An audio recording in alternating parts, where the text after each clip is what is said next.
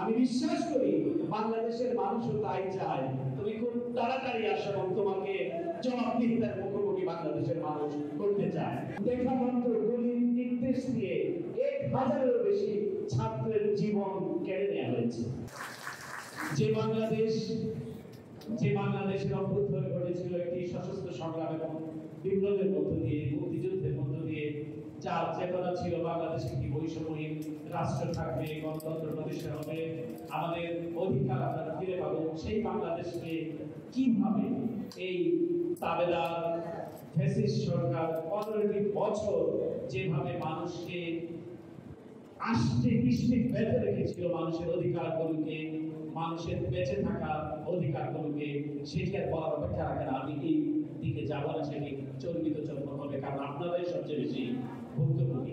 অনেকে বলছিলেন যে আমরা যারা বাইরে থেকে কাজ করার সুযোগ হয়েছে, আমি কালকেও বলেছি যে আমরা কিন্তু একটা সুবিধাজনক স্থান থেকে কথা বলেছি, অর্থাৎ আমার ব্যক্তিগত নিরাপত্তাটা কিন্তু সেখানে হুমকির মধ্যে ছিল না। যদিও আমাদের পরিবারের হুমকির মধ্যে ছিল, আমি পরিবারের বিষয়টি সামনে আনতে চাই না, কিন্তু আপনারা যারা প্রত্যেকে বাংলাদেশে থাকা এবং বাংলাদেশের থেকে মুক্ত মতের চর্চা করা, এটি ছিল সবচেয়ে বড় চ্যালেঞ্জ, সবচেয়ে বড় বীরত্ব।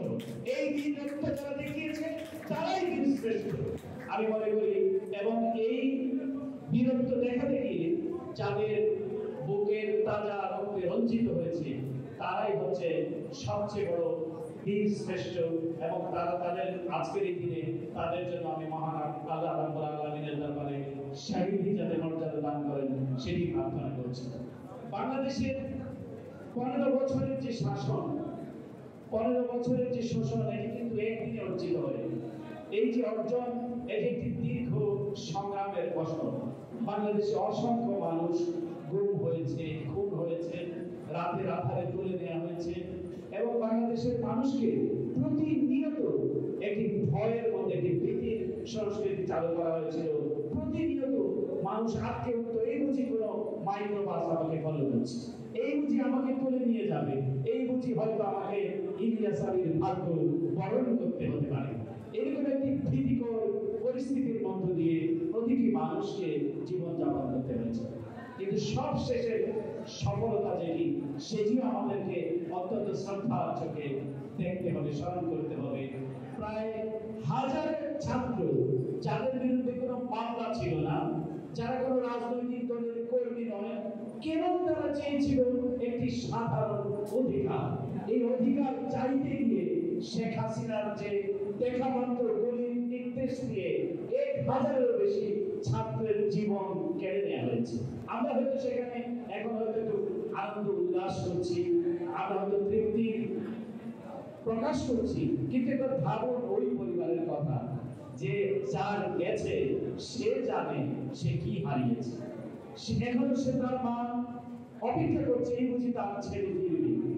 স্ত্রী হয়তো অপেক্ষা করছে তার স্বামীকে ফিরে পাবে, তার সন্তানটিকে সে সান্ত্বনা দেওয়ার চেষ্টা করছে, মিথ্যে সান্ত্বনা, মিথ্যে আশ্বাস। এই পরিবারগুলো যে হারিয়েছে, যে স্যাক্রিফাইস, এটি হচ্ছে সবচেয়ে বড় স্যাক্রিফাইস, এটি হচ্ছে সবচেয়ে বড় বিসর্জন।